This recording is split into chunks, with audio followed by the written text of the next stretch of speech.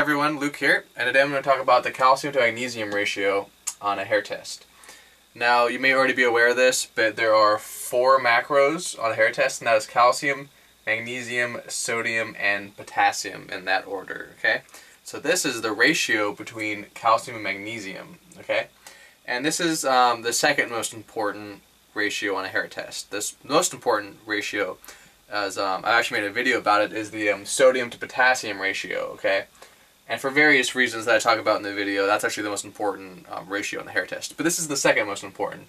So I decided to make a video on this because it's also very important, for health reasons as well. Okay? One thing you have to realize is that for all intents and purposes, the most common thing that we're going to see is calcium tends to be higher than magnesium on most hair tests. Okay? That's because most people just tend to have this imbalance, and we'll talk about why, okay? So calcium tends to represent structure in the body, whereas magnesium is more, has to do with like enzymes, for example, okay? So calcium, it's in your bones, it gives you structure, right? And the body also raises it in the tissues in order for it to protect itself. So you can kind of think of like, calcium is like structure, like the bones, and also it's like, if you think of like a building, it'd be like concrete or something like that, okay? Whereas magnesium would be like, almost like the rebar, or, something lightweight and yet strong. It has to do with enzymes in the body, okay? So that's important to realize. Calcification is important to realize that, high calcium on a hair test is very common. Calcification of the body, of the tissues, is actually the most common, cause of aging, okay? If you think of someone when they age, right, they get arthritis, their joints and their muscles, everything becomes stiffer, even their brain becomes less malleable and they're less open to new ideas and things like that. That's actually calcification of the body. As the adrenals and the thyroid weaken, it's harder for the body to keep calcium in solution.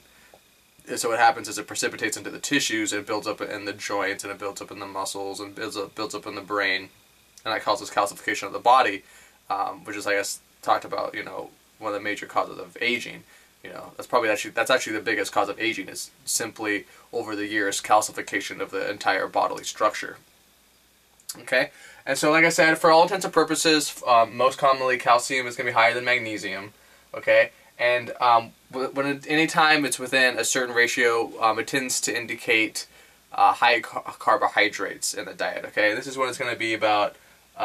It's going to be high, so it's going to be like 8 to 13.5.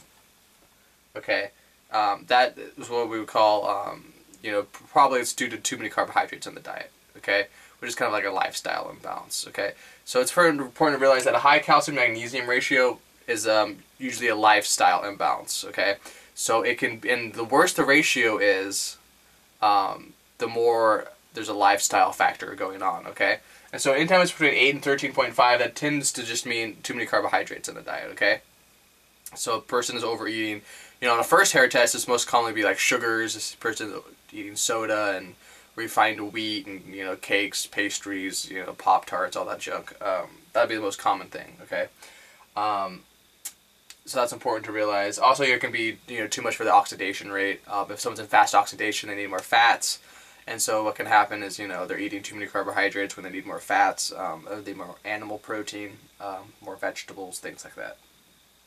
Okay, anytime it's over 13.5, so calcium, it's 13.5 times magnesium, we call that spiritual defensiveness, and it's another lifestyle factor, okay? It tends to be, it's even more so than the carbohydrates, it's like a lifestyle factor, and what I mean by that is it can be like something that's holding someone back, and they tend to, and they can even defend it, like they hold on to it, and they think that they need it for some reason, and they're defending their use of it, if that makes sense. So this could be drug use, if they're drinking alcohol, smoking marijuana, going to bed late constantly. It could be something wrong with a relationship. If someone's in a really bad marriage, for example, and the person's really holding them back from healing, this ratio will go up. You know what I mean? And then all of a sudden, if the person removes that person from their life and moves on, all of a sudden, magically, the ratio will decrease. Okay, and we see this all the time. We call that spiritual defensiveness because the person tends to defend that aspect of their life. like I said, it could be multiple things. You know, it could be diet related. It could be you know, habit based. Mostly, it's usually just like habit based. You know, like relationships. You know, maybe you're doing too much exercise. You're working too hard. You know, just something in your life is holding you back. Anytime it's over 13.5, that tends to be the case. And like I said, once that factor is removed from the person's life, it goes down. And I realized that it's strange that lifestyle factors and these more esoteric concepts present themselves on a hair test, which is the minerals. And it is somewhat of a strange concept, especially if you're new to it. But it does, you know, there's truth to it, and I've seen it myself with my clients, along with my own hair tests as well. And it seems to be true, and it holds water, definitely. The reasons for this are various. You know, minerals are very basic, you have to realize. You know, they're basically the most fundamental building blocks of your body. And so it has to do with like hormones, and they regulate hormones, you know what I mean, and your adrenals and your thyroid. And so anytime you're stressed out, these activate, and so it represents, so it can affect your calcium readings. And it's all connected, okay? The most important part is that we've realized this through clinical data, right? We've realized that anytime it's over 13.5, that, you know, we find out that the person ends up having this sort of issue in their life that's holding them back, okay? And you have to realize that at a deeper level, minerals are somewhat esoteric themselves, right? Like I said, calcium represents more structure in the body. Magnesium represents more of enzyme strength. And this is true of all the minerals, things like zinc and selenium. All these have, you know, certain spiritual and psychological, physiological, and energetic and more esoteric effects on the body, okay? And that's very important to realize, okay? And so on a hair test, you know, this ratio may go up and down. It could be part of retracing, okay, if a person is retracing when the ratio was too high.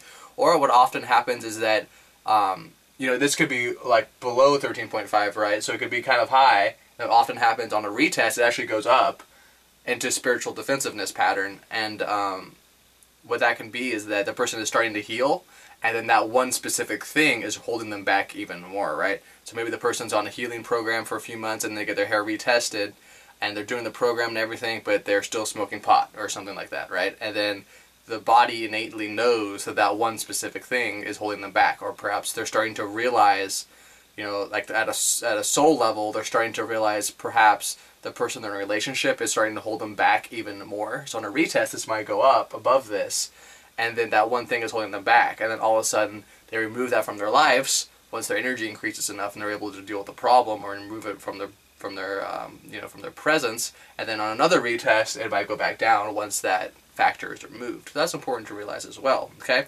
Now, you know, it does happen that magnesium can be above calcium. You know, and that's not nearly as common in my experience. And you know, it can mean a few things. You know, if magnesium is quite a bit higher, it can mean the person is unaware.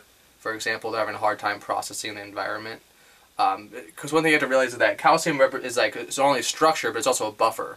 And so like when we talk about like aging and calcification of the body uses calcium as like a buffer. We see this in a calcium shell, for example. A very common pattern is where calcium is extremely high. We call that a calcium shell pattern. It's because the body uses calcium to buffer itself from stress, okay?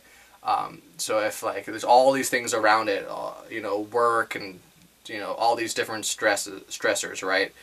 You have a tough job, tough relationship, you know, just life, right? And the body, some people's bodies tend to do this more than others. These tend to be more what you would call introverts, right? They tend to withdraw a little more and use it to protect themselves. The body will raise calcium as a buffer, as a physiological buffer to protect itself from the environment, okay? And so when it gets really low and magnesium's too high, that can basically mean that the body isn't buffering itself properly, and it's not very aware of its environment because of that. You know what I mean?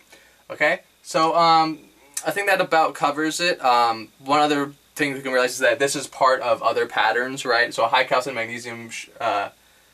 magnesium ratio will make a hill pattern, for example. If you look at this, right?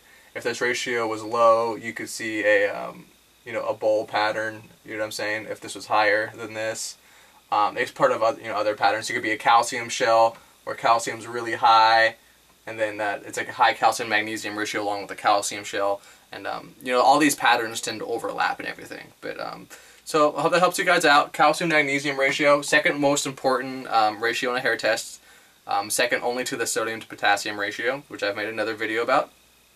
If you have any questions, just ask me in the comments, and I'll do my best to answer any questions. So hope you guys like this, and I'll talk to you guys later.